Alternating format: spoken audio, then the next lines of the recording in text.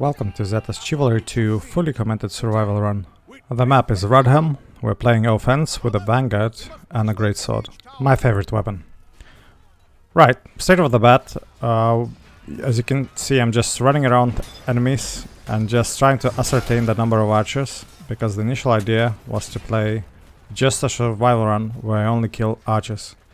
Unfortunately, after running so much, I can only observe one archer. So it will be really not interesting to watch how I hunt one person only. So I decide to engage and start killing other people too. I help fellow archers and straighten out the line before more enemies appear. So bad engage, almost got killed.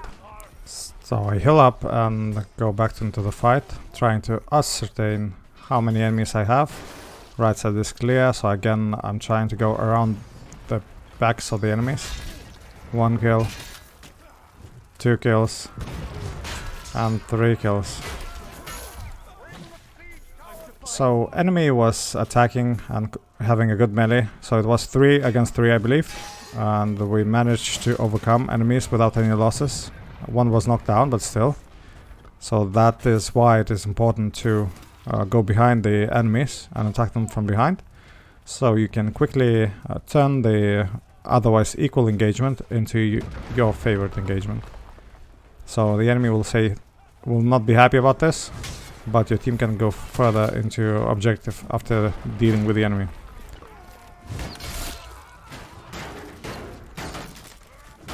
Some battle on the siege tower. Pretty hard. When you play third person, it's a bit harder to play if you're hugging the wall. So be careful if you're third person. Right, I see I'm low on stamina, so I no longer fight and engage. I just go back and try to gather more speed and stamina, and also score additional damage.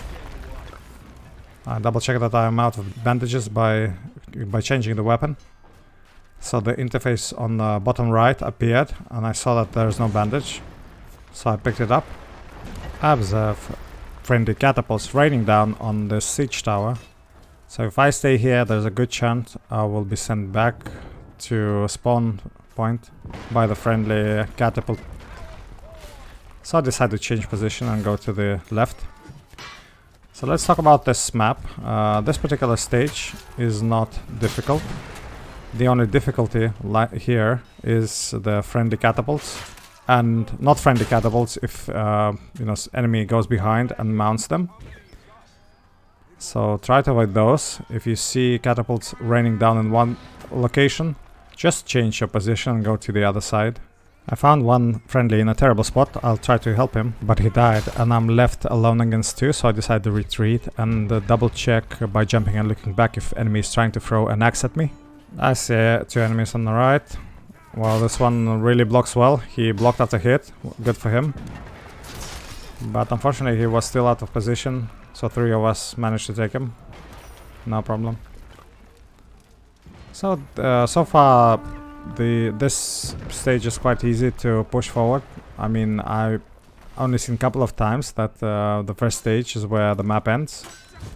Now look, I'm trying to put my back against the wall, and it's really tough. The camera is all shaking, so if you play third person, don't try to put your back behind the wall. Now I'm chasing the enemy who's always running and laughing with the mole, a laughing knight. You'll see a lot of him. And he's still going, and then I decide it's enough. You know, it only counts who laughs last. So I go there and take an easy kill. Simple. He is no longer laughing. Now you might wonder, why did I go and chase all that knights for so long? And the reason is, he has a mole, so he can insta-kill almost every class with a special attack. So I'd rather ensure that there are no stragglers behind, with especially such OP weapons. A throw into an opponent who was already dead. No kill for me. And just by sheer coincidence, a person was revived just next to me, and he was sent back to the spawn point by an overhead. Right, easy points here, guys. So there are ladders. If you put the ladders up, you get additional 250 points. So if one kill is equals to 100 points, if you fully kill and finish knockdown enemy, that's 100 points. So basically with 5 seconds of your time you can get 2.5 kills worth of points. It's not kills, but it helps with points if you need to get them. And one can argue that you played objective. Right, so this stage is a bit harder to go through, especially since there are quite a few narrow places. So a more beefier class is preferable here, as Vanguard has no place to run around here. It's all cramped. So I've seen defenders here winning quite a few times, but not consistently. Something like 1 in 4 games they might win here. But it also depends on good coordination between team. I'm completely out of stamina, so no longer want to lose my weapon or fight there. I retreat and see here, not even engaging yet, just waiting until my stamina goes up and until half, and then I got a kill. I used my third person view to see that enemy is coming and surprise him with a heavy overhead, which took away more than half of his HP. Oh, actually maybe half, I'm not really sure how low he was at the beginning. Again, low on stamina. Need to go back and replenish it. Just need to double check. I'm completely healthy, but stamina is more important than health. Because without health and with stamina you can still defend. But without stamina you won't be able to defend, you lose your weapon and then you'll be finished off anyway. So stamina is more important than health. Remember that. Now getting rid of stragglers. That overhead, sorry, not overhead, but special charging attack with Vanguard is really damaging. I think it's one of the highest one that delivers 100 damage. I think Maul maybe does more, but that's debatable if you are attacking. It depends on which class you're attacking. So one of the highest alpha damage without any further damage amplifications for this weapon, the Greatsword. I think maybe Highland Sword does 5 more damage, but it's really inconsequential. It's really slow. Anyhow, so we managed to go through the stage where we had to take the gatehouse. Now we have to burn the tents. This stage is easy. It's probably nigh impossible to defend this for defenders. So, but from my point of view, from survival perspective, I just have to check again the spawn waves that are coming. I see, I'm not really sure if I want to engage. I try, but then... Okay, my team came up. So I'm no longer afraid that I will be surrounded. Great. And objective has basically been done. The next stage is also very offensive biased. I've never seen a defensive team stop the siege towers from being pushed in this stage. So yeah, it's not a hard stage from survival perspective. There is ballista on the left, so if you want to do survival rounds, just go on the right side. But there are some hanging corpses there, some hanging items, so avoid those. But in any survival run you have to do it. So nothing special. Double check if enemy is going there. It's good. Left is completely clear, but right side needs help. I see a lot of enemies, and the Laughing Knight has died. Quite many deaths he will have from my Greatsword.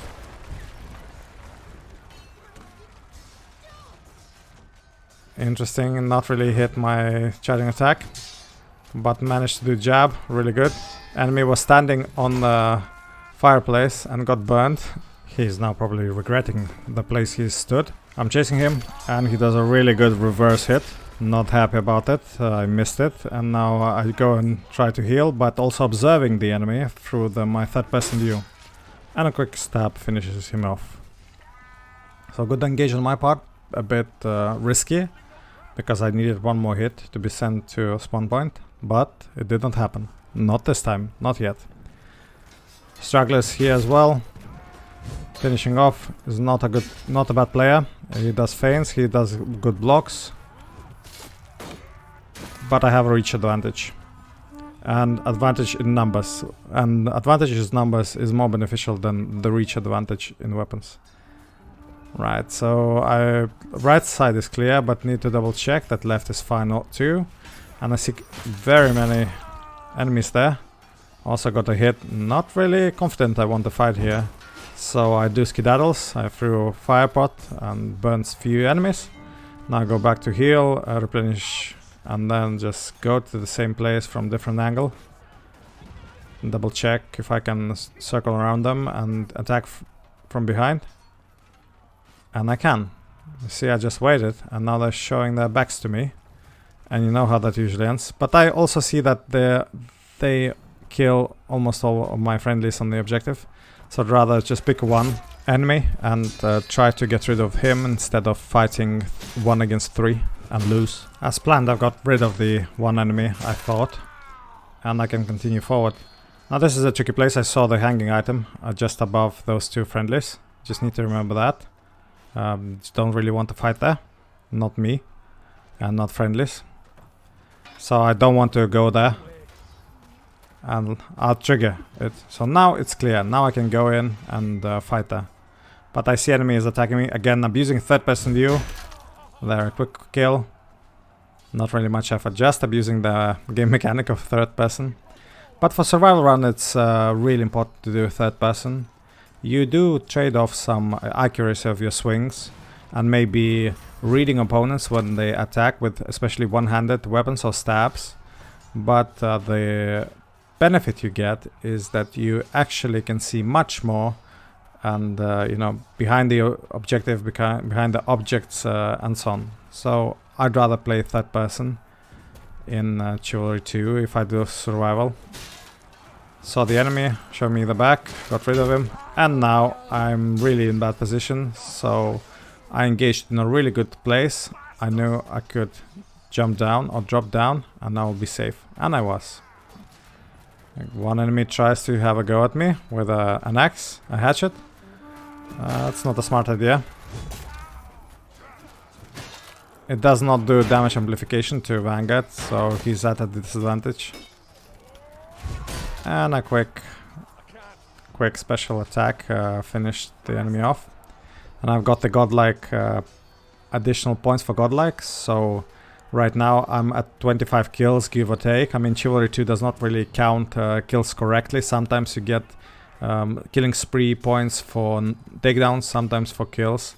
So I think they have some bugs, but again, it's really inconsequential. Chivalry 2 is a great game, don't get me wrong. It's a really great game and I love it.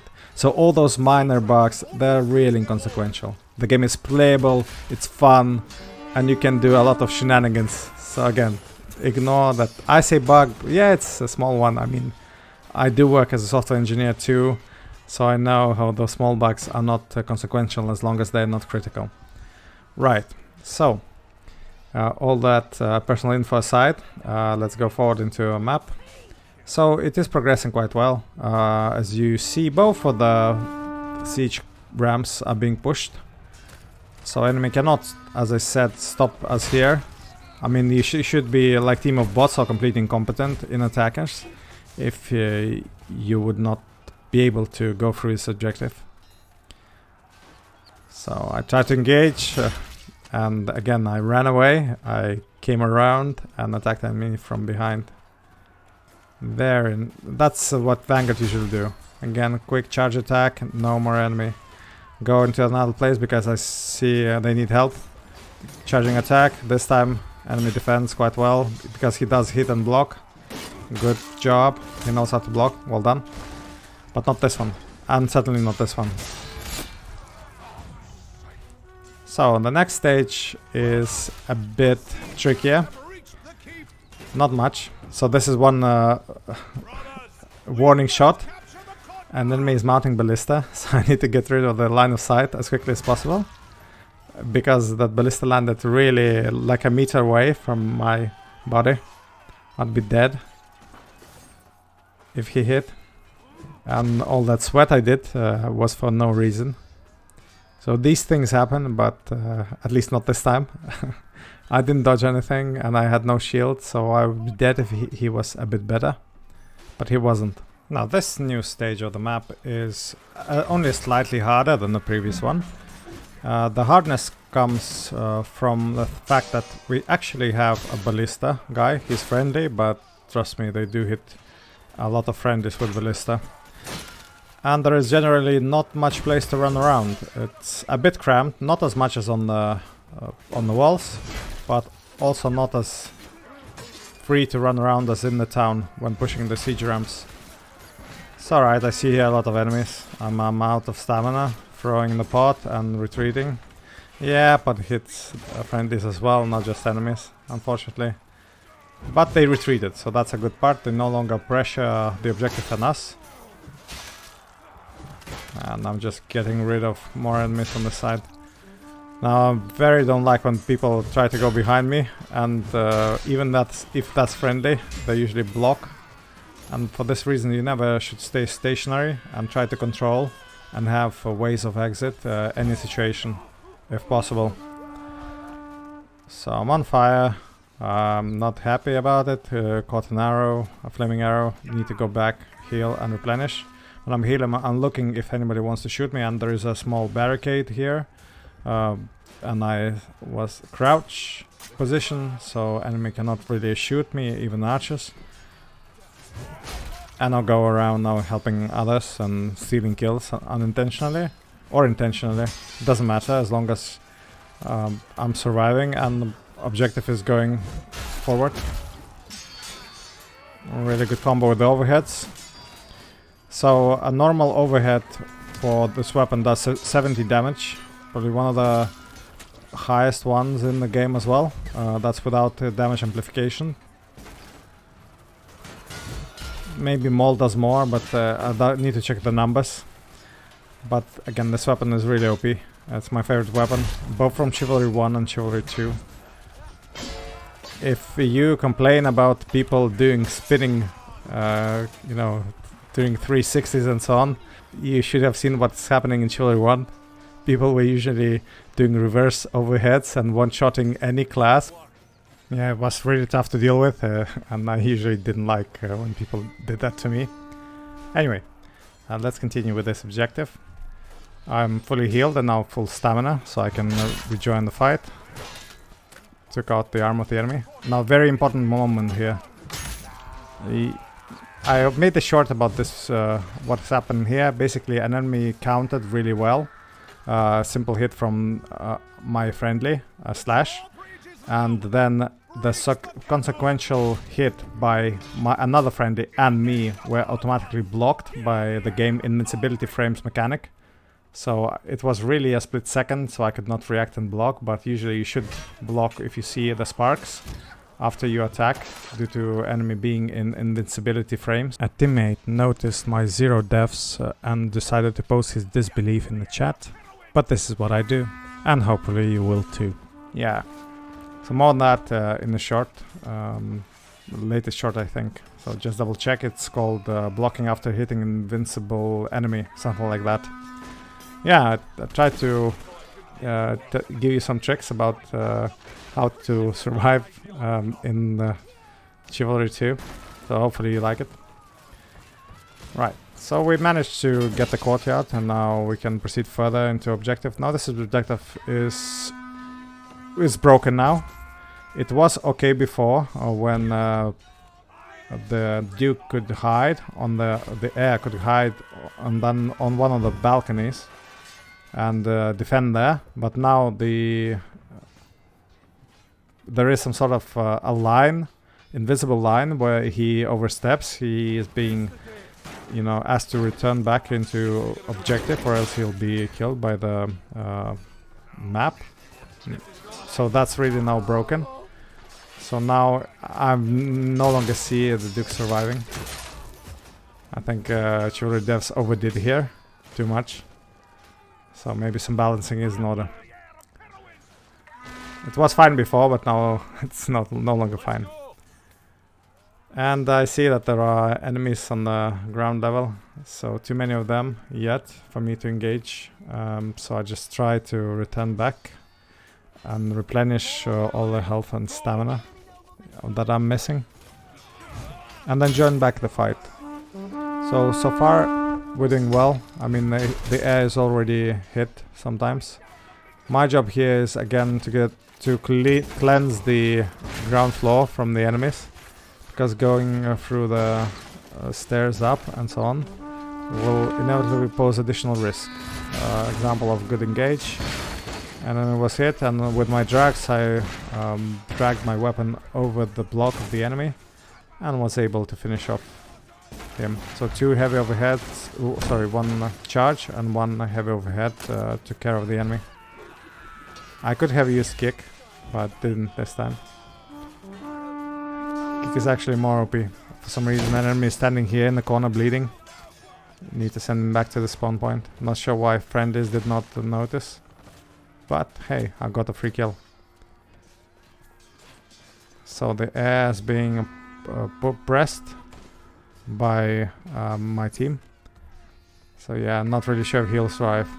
Really doubt it. And now you see he's back there and he's actually having a timer. If he does not return back into objective, he'll be out of bounds and he'll be killed by the map. So really bad. I mean, I feel that it's unfair now for the defenders in this stage. And because now he has to push into objective and he'll die. Pretty sure about it. I no longer see any enemies, so I can safely heal up. And I already see the map is ending. So from my side, I've gathered 48 kills and didn't die a single time. So I think that's really good performance for my behalf. And I played my favorite weapon, so it was really fun to play, and hopefully you enjoyed too. Thank you for watching, and see you next time.